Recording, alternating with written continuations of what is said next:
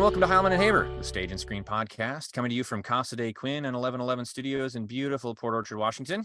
I'm Matt Haver. And I'm Greg Heilman. We're two local actors looking to hone our craft by exploring the best in local theater and on the big screen. Each week, we bring you entertainment news and views, celebrate classic Hollywood, enjoy cocktails with a Tinseltown twist, interview talented local actors and directors, and chat with industry experts from LA to the UK. And welcome to episode 65. Today, we're pleased to welcome to the show writer, film researcher, and teacher Lara Gabrielle. Lara is the author of the new book from University of California Press, Captain of Her Soul, The Life of Marion Davies. Lara's research has taken her all over the world, and she's spoken about Miss Davies at some of the world's most respected classic film festivals. Her article on Marion's transition to sound appears in the summer 2018 edition of the Missouri Review. Lara wrote the program for the screening of The Red Mill at Kennington Bioscope Silent Film Festival in London, and the liner notes for the recent restoration of When Knighthood Was in Flower. She also writes at Backlots, an award-winning classic film blog in operation since 2011. As a reporter, she annually covers such events as the San Francisco Silent Film Festival, the TCM Classic Film Festival, and Noir City. She recently appeared on the American Experience documentary Citizen Hearst, for which she was also a consultant and advisor. Lara joins us from her home in Oakland, California. Welcome to the show, Lara. Welcome. Happy to be here. Thank you. So, based on that bio, you seem to be the go-to authority on all things Marion Davies.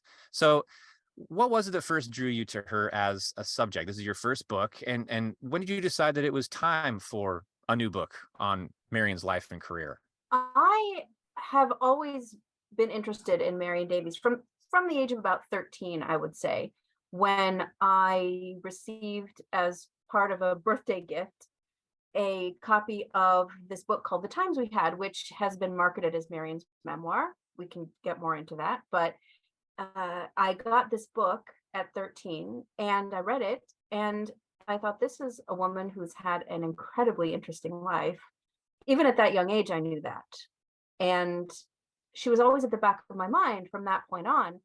I started the blog in 2011. I realized how much I loved the research and the writing process. And I was publishing these posts with all this research, and people started saying to me, have you ever thought about doing something bigger? And I said, well, sure, that would be great. But who could I write about who hasn't had a lot written about them? And back to Marion Davies. She was the first name that came to mind. I tried to think about other people, and I couldn't shake Marion Davies as a subject.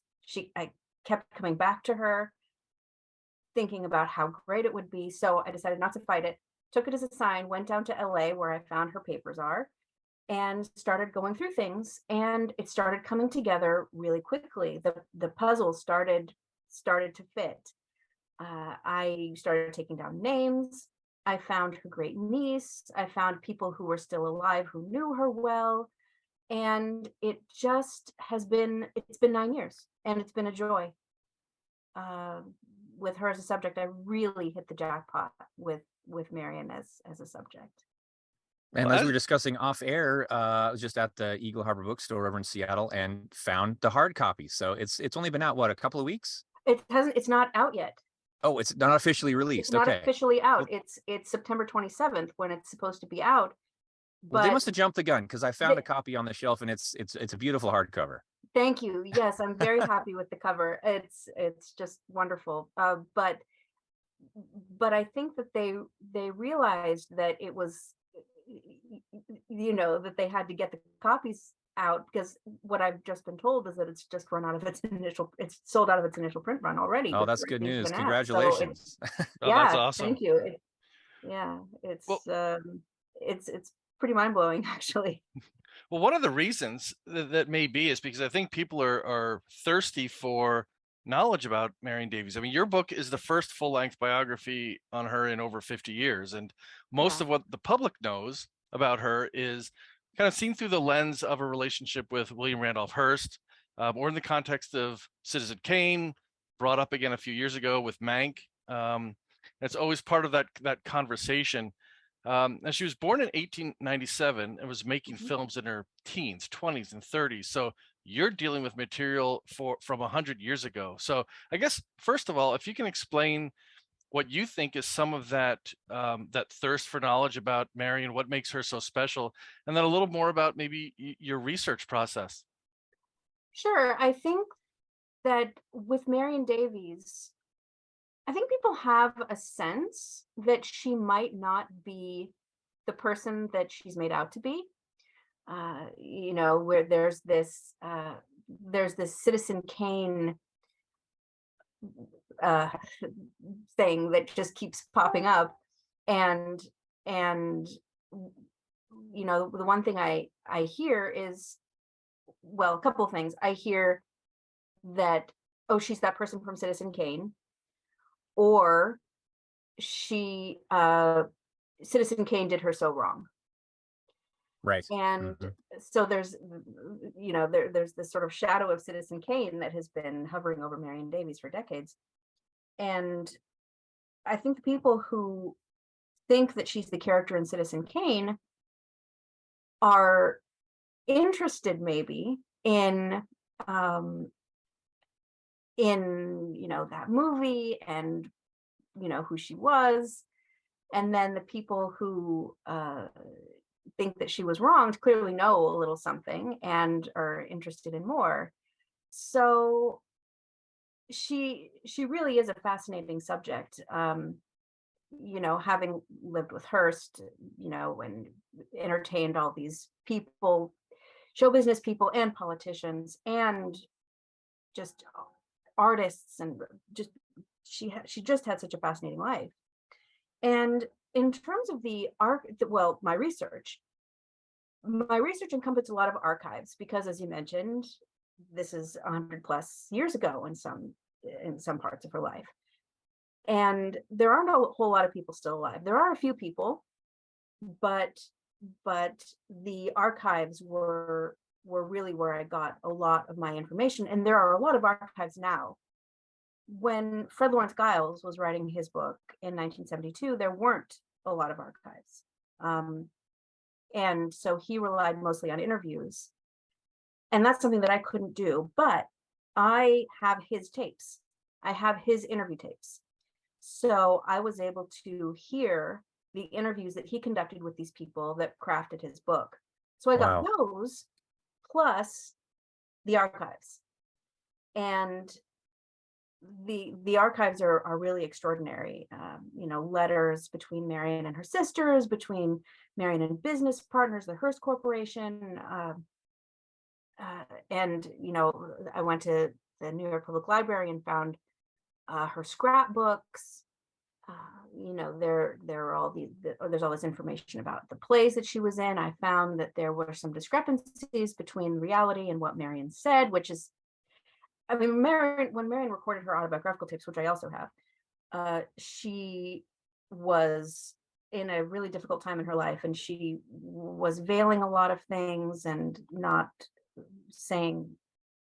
recalling things accurately in some cases. So I found that some things that she said were misremembered, were flat out wrong. and so those things I'm able to correct in the book. She had a lot to remember, like you described. A lot of people, a lot of times, a lot of places, a lot of life. Her life was so full. Yeah. And from the beginning. Well, you mentioned that. Oh, go ahead, Greg. I was just going to ask, so given the things that the people generally think about Marion and the things that you've learned, what do you think is the biggest misconception that people have about her?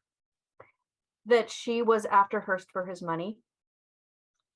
Marion, when she started at MGM, when she signed her contract with MGM, when Cosmopolitan joined with the studio, she signed for $10,000 a week.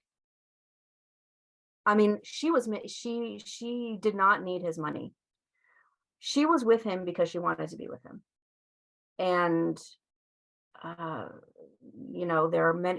so many times when she could have left, and she never did. And one thing that Marion said on her tapes is, I had plenty of opportunities to get married, but how can you marry when you're in love with somebody else? So Yeah, I think that really is the biggest misconception. Another one is that she was Hearst's pawn, sort of. That she, that Hearst created this image for her that she really didn't want. And the title of my book is Captain of Her Soul, right? Which I think speaks to her, her ability to craft her own narrative and to say no when she really wanted to say no, and continue when it was okay with her. And yeah, Hearst was really controlling, and he created this image, but she could have said no at any time. And she did. When it became too much for her, she stood up for herself and started changing her image on her own in the mid-20s. Yeah, I've been enjoying your book, and the woman that you describe is definitely not someone to be manipulated. Right. Definitely someone thinks for themselves and quite spirited. Someone who's going to say no and push back if something is not going the way that she thinks it should go. You mentioned obviously the Citizen Kane misnomer about her so frequently and inaccurately connected to the Susan Alexander Kane character. And so obviously the elephant in the room becomes Orson Welles. Mhm. And reading about him and his involvement, obviously, in crafting that, some say that the greatest film ever made. A few years before he died, he actually said, I can't do my Orson Welles impersonation, sorry, but it seemed to me to be something of a dirty trick, and still strikes me as something of a dirty trick what we did to her. And that was actually, he said that, and then he also, I guess, wrote the foreword to the posthumously published, not the 75 memoir that you described, The Times We Had, correct? Yeah. Yes, he did. So kind of setting the record straight. So when that film was released, did that Susan Alexander Kane character really have an impact on her privately, professionally? What was the fallout from that? Or is that something that the media and Hollywood has really kind of ginned up? She touched on it in her autobiographical tapes. She was asked about it, and she said, "Who am I to tell Orson Welles how to make his movie?" Hmm. So she was able to let it kind of roll off her back. Whether that was something that she was putting forth and something, versus something that she actually thought, it's really difficult because she did wear masks a lot, and put forth a something that might be veiling what she truly felt. But she said that that it didn't bother her. She also said she didn't see the movie. I know she did see the movie. um, so Sounds like she handled it like a professional. Yes. And she said, if it's a good movie, I'd like to see it. If it's not a good movie, then I won't see it. But essentially saying that it didn't bother her, which I think is a pretty healthy way to handle things. But again, I don't know to what degree it affected her in a way that she didn't express. Mm-hmm. Yeah. Interestingly, I don't know if you've gotten to this part in the book yet, but there's another person who is much more like this Susan Alexander character than Marion is. Yes, the opera singer, correct? Yes, Gona Walska is her name. Right. And I have. And interestingly enough, Marion knew her. They were, not very well, but she knew her. They were together in Europe at the same time, and they had lunch together at least once. The real, I don't know, the most glaring difference to me between the way that she was portrayed in the film and the true Marion Davies was the fact that, like you said earlier, that you alluded to, is that Hearst didn't create her career for her, as Right. was kind of shown with the character of Susan Alexander Kane. It wasn't this talentless person who the great newspaper magnate created out of thin air and foisted upon the public, whether they liked it or not. She was Right. quite talented. Some would say extremely talented, and definitely a trailblazer in a lot of ways. And like you said, you know, in those days, $10,000 a week, hey, that's not bad. That's not bad today. Yeah, right. You know, I mean, you could do that math. What is $10,000 a week, you know, in 1925 money? Right. You Yeah. know, it's really a pretty extraordinary amount. Yeah, and that was her. That was Marion who did that. She was a very good businesswoman as well, you know, negotiating her own contracts and Well, she was a pioneer in a number of ways. I mean, she was one of the only ones who successfully transitioned from silent to talkies, even with a stutter. We've talked about this on the show before with the difficulty in that transition. I mean, it was chronicled in the movie The Artist a few years ago, of how difficult it is for people. I believe there's some Mary with people with Pickford accent. and other. Oh, Yeah. for sure. Yeah. yeah, Yeah. yeah, it But was a difficult transition for a lot of people. she was able to handle it smoothly, more or less. And More or less, yeah. yeah, but she also pioneered like the screwball comedy and some of these other things. So who do you think were some of the stars that were influenced by her or her heir apparents?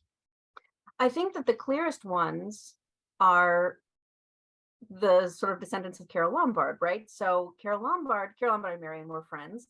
Carol Lombard, I think, took very clearly from Marion's style of comedy. I mean, you see how she is in the movie 20th Century. It's like the Patsy. I mean, she really took a lot of cues from Marion. And then from Carol Lombard came Lucille Ball. Mm-hmm. And then from Lucille Ball came Carol Burnett. Right. So I think that there's this comedic family that descends really from this type of comedy that Marion was doing in the late 20s. I think it was Anita Luce who said, it's in the book, but I think it's Anita Luce who said that Marion was more like Mabel Normand than anyone, which I think is an interesting comparison. Marion and Mabel Normand. But you know, so I think that Marion was really pioneering this new type of comedy, but possibly using the comedy of Mabel Normand as sort of a jumping off point. It's interesting to think about anyway. Well, Did you throw Katharine Hepburn in there in that list as well? Katharine Hepburn? Oh, like in Bring Up Baby? Yeah, yeah. Another woman who could stand in there and really, you know, scrap it out with the big boys. Oh yeah, yeah. Well, in that sense, I mean, yes, Marion could do that. Carol Lombard could definitely also do that. And Katharine Hepburn could. Although Katharine Hepburn, I think, you know, we could talk about Katharine Hepburn, but I think it's a little bit of a different dynamic. Actually, I think you've probably gotten to this point in the book too, where I talk about Marion and her cross-dressing in the movies. Yes. Yeah. So she did a lot of movies where she played, she played a boy or dressed up in masculine clothes, and even caused some issues with her on certain sets, I understand. What was that? I said it even caused her issues the way she was dressed on certain sets. On Runaway Romany, right? Yeah, yeah. Yeah, so that's a fun story. Public decency. She's wearing slacks. My God. Yeah, right, right. But there's a comparison there between the way Marion cross-dressed and the way Katharine Hepburn cross-dressed in movies like Christopher Strong, right? Katharine Hepburn really embodies the sort of like the masculinity of her roles, whereas Marion seems to be, you know, when she cross-dresses, she seems to be still very feminine and kind of retaining this sense of being herself, wearing her character as lightly as a cap kind of situation. I think it had to be those eyes that WR fell in love with on the big screen. Oh yeah, well, I mean, those are some eyes. But I don't know if you've gotten to this part yet too, but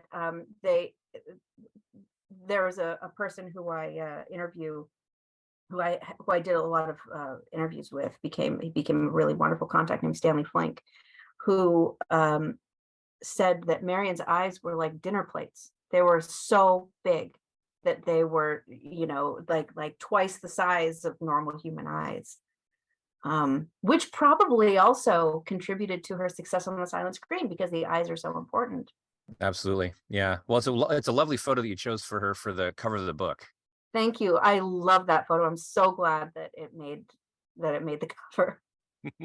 Well, you mentioned the Patsy earlier, and that's the first movie I saw Marion Davies in, and just blew me away in a number of ways. First of all, you mentioned the cross-dressing. I mean, in that film, she dresses like what, 3 or 4 other silent film actors, Lillian Gish and a few others, and Gish, Meg Murray, Paula Negri, yeah, and there you can see those eyes again. It's perfect for that. But one thing I noticed in that was just how natural she seemed when she was either laughing or reacting, almost like she wasn't acting. It seems so natural. And for a silent film where you have to almost overact in a lot of ways because there's not the voice and things like that to go along with it. What was it about her, either her style or something about her that made her such a natural on screen? That's a really great question. And I think we have to sort of talk about 2 different eras. We have to talk about the silent era and the sound era because they're different. In the silent era, I think that Marion was really comfortable. And I think that she really was being herself a lot of the time. There, especially like in Show People in the Patsy, King Vidor said that what they did in Show People in the Patsy was what Marion did all the time anyway. Like when she was at parties and was doing all her impressions and running around and being vivacious. They put all that in there, and so this was Marion really being Marion. In the late 20s. In the earlier 20s, I think that you could say that she was a little bit less comfortable because she was in these, big costumes and imposing sets and that kind of thing. But she's not she is still a natural dramatic actress. And I think that it goes back also to the fact that she wore her characters lightly, and it helped with the distinctive way she did her cross-dressing. It helped with making her look natural on screen. Now we're talking about the sound era now. In the sound era, she was much less comfortable for reasons that you've touched upon, right? The stutter really plagued her psychologically. And she never stuttered on screen. She worked really hard on her lines and had them down really well. And also reciting memorized lines has some sort of, it impedes stuttering. There's some sort of neurological component to that, but she was never comfortable. She was stilted in her sound movies. Really, I mean, you watch her sound films, and there's something missing. She was not able to be that natural, free person that she was in silence. Yeah, in the silent film, she seemed bigger than life. Like she just couldn't carry the whole film on her own. Yeah. And she had such a persona. I mean, she had such a she was so natural. But she lost that. Yes, but she lost that in the sound films, I think. Do you think some of that had to do with her background as a dancer? I mean, that comfort and that physicality that she brought with her into the films? I definitely think so. And if you see, any time where she dances, even in Lights of Old Broadway, just really briefly, she's just having so much fun. And she said that was the one thing she really wished she could do more of in movies was dance. And she was very graceful. I don't know if you've seen The Fair Co-Ed, but even playing basketball, she's like this amazing basketball player. She's very, very physical. Yeah. I want to take a little bit different tack now. The one subject that, again, like where we mentioned in kind of the intro, or our first few questions, that not plagued her, but just kind of veiled her all these years, was the relationship with Hearst. But you can't really have a conversation about her or her life or accomplishments or career without discussing that, and Right. without going too deeply into that and taking away from her as a talent on screen, and in, I mean, all kinds of charity work and tons of other things she did solely. What was the attraction? I know that she had some trauma as a youth. There was an absent father. There was alcohol issues. What was it that drew her to Hearst, and vice versa? In some ways, again, there's that gold digger term that was thrown around and is still thrown around, and that's on the surface perhaps the appearance, young starlet, aging, billionaire. Mm-hmm. You claim that it was genuine, and after reading your book, I totally agree. What was it? What was between them? I think you can think about it as an organic love that evolved between them. And, if you read the sort of the beginning of their relationship, it started out kind of slowly, right? He came to call, at her home and brought her books, and they bonded over books. Very old fashioned. And yes. And her parents were accepting of this situation. And they sort of slowly became partners. And she got used to him, and he got used to her, and they had this really unusual relationship, because at once it was a mentor-mentee relationship, romantic, and paternal, right? I mean, he was so much older than her, and it was 34 years. 34 years. Yeah. Mm-hmm. Yeah, he was born in April 1863, and she was born in January 1897. So almost 34 years. Well, the other cool thing about your book is that it really, and like you said, I really enjoyed that part about them, kind of their courtship. And it really humanized him, because, the Citizen Kane cloud didn't just fall over her. Right. And he certainly had he certainly had his enemies, and like you said, he could be a difficult guy and a controlling guy and a manipulative person in his business dealings, but it really kind of showed his human side, almost hesitant and shy, in his relationship with her and approaching her, things like that. I found that very interesting. Right. He's a very, very complicated character. Somebody who has had so many books written about him over so many decades, and nobody can really get much of a handle on him. It's those eyes. He had some eyes too, didn't he? He did, yes.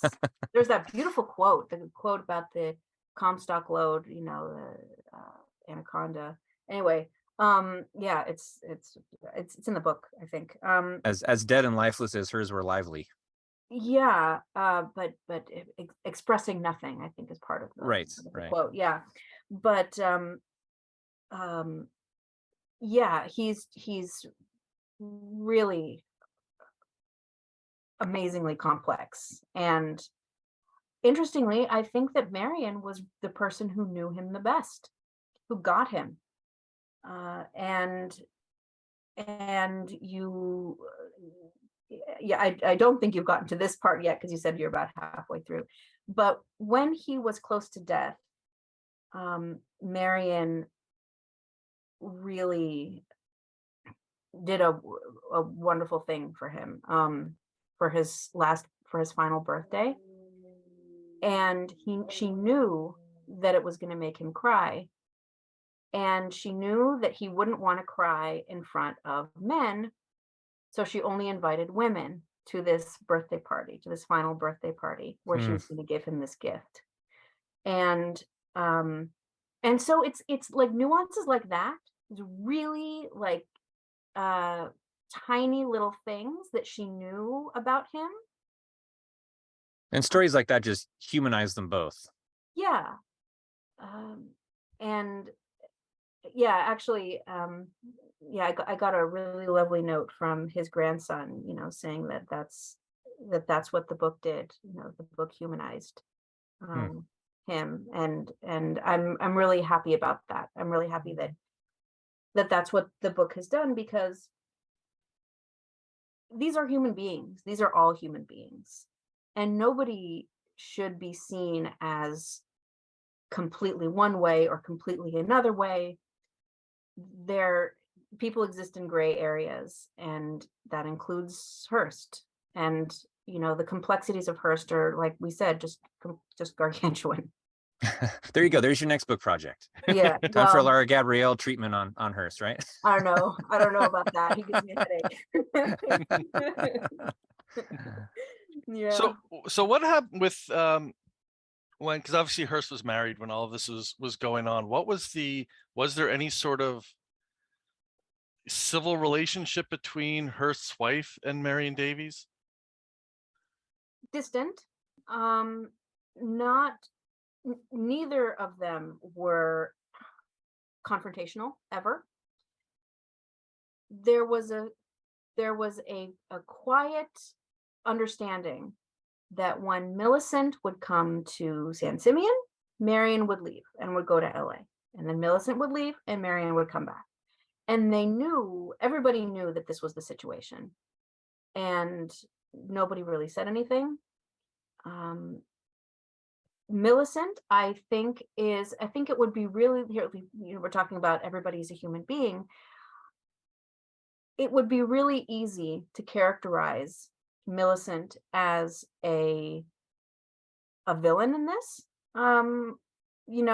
as much as sometimes Marion is cast in that way. And some questions I've gotten, people saying, oh, she's a home wrecker and all of these things, which, you can read the book, but it's very easy to blame the woman. But with Millicent, I don't think that she's a villain either. I think that people who have known them both, have known Marion and Millicent, said that they're a lot alike, and that Millicent kind of understood and had this sense of inevitability about this, and she was, by all accounts, a lovely woman. Fascinating. Yeah. Well, Marion could certainly serve as a role model in many ways, for women and men, for all of us. I mean, resilience, her overcoming disability, the stutter, the way she took command of her career in an industry dominated by powerful men, in those days, and still to a great degree. What are some takeaways that you personally found inspiring, and maybe something that you think today's artists, specifically women in the industry, could learn from Marion?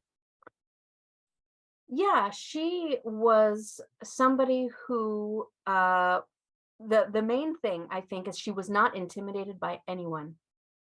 She was the same way with Winston Churchill as she was with her friends from the chorus. She was completely 100% herself. And I think that it's important to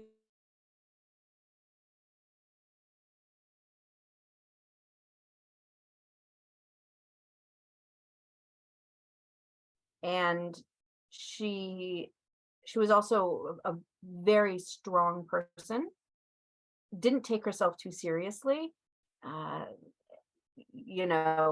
She kind of laughed at people who took themselves too seriously, didn't sweat the small stuff, let a lot fall off her back, and really had this steely iron backbone. I mean, she was a very, very strong person, emotionally and psychologically. I mean, she of course had all these anxieties and things like that, but she never became bitter with all the difficulties that life threw at her. So I think that those are some things that people can learn from her strength, of character and her ability to be herself. Yeah, not just advice for current actresses and actors, but for everybody. That's just good advice. Now, where do you find your or where does anybody find Marion Davies films? Every once in a while, I know TCM will show one or two. That's where I saw the Patsy. But obviously, between the silent films and the sound films, where can someone go to find some of these? Well, some of them are on DVD. The Patsy and Show People are very accessible. There's some that are for free online. Little Old New York can be seen for free online. The Fair Co-Ed, a very bad copy of the Fair Co-Ed, can be seen online.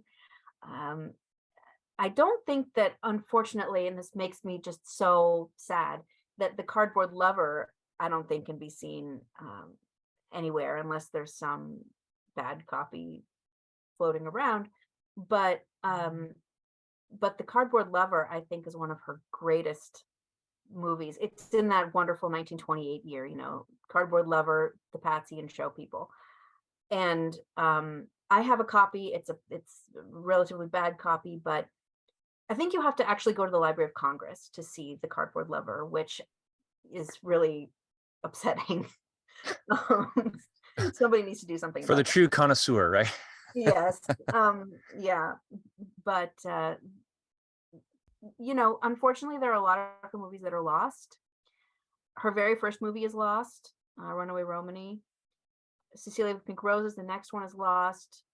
The Young Diana. All of these movies that I just I really want to see these movies, but they're probably in someone's attic somewhere, or in someone's barn.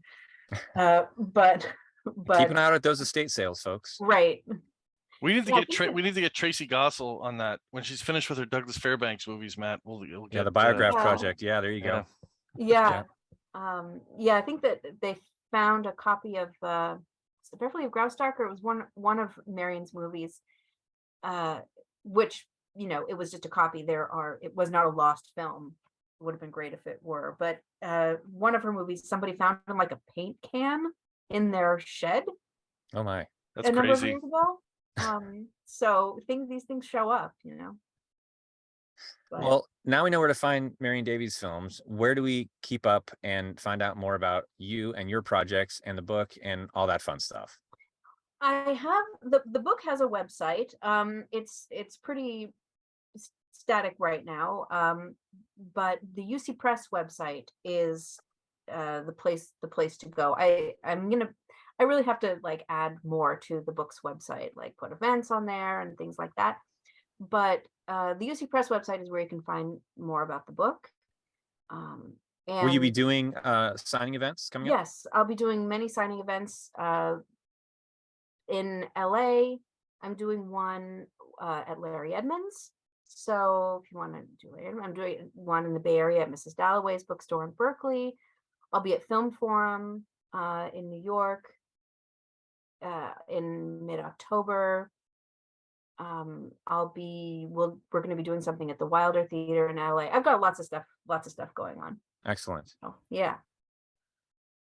Well, thank you again. This has been wonderful. The book is great. It's an easy read, but obviously thoroughly researched. And like we mentioned earlier, really just puts a human face on two larger than life characters. And then all the peripheral folks that were in and out of their lives, like you said, that she interacted with, and putting a human face on William Randolph Hearst. No easy task, Lara. So well done. Thank you. And best of luck on the book tour, and hopefully the next batch sells out too. Thank you so much. This is really lovely. Well, thank you. Our pleasure. Well, thank you again to our guest, writer, film researcher, and teacher, Lara Gabrielle. You can find out more about her book, brand new book, Captain of Her Soul, The Life of Marion Davies, at mariondaviesbook.com, and on Facebook at Marion Davies Book. And that'll be all linked in the show notes, of course. And it'll be available soon in hardback, everywhere fine books are sold, so keep an eye out. And if you enjoyed episode 65, please make sure to follow us and share the podcast with a friend or five. You can find all the latest on HeilmanandHaver.com, along with all of our past episodes. stage reviews, and popular segments like Get to Know a Theater, In the Mix, and behind the scenes artist interviews. As always, thank you for supporting local theater and for joining us on Heilman and Haver.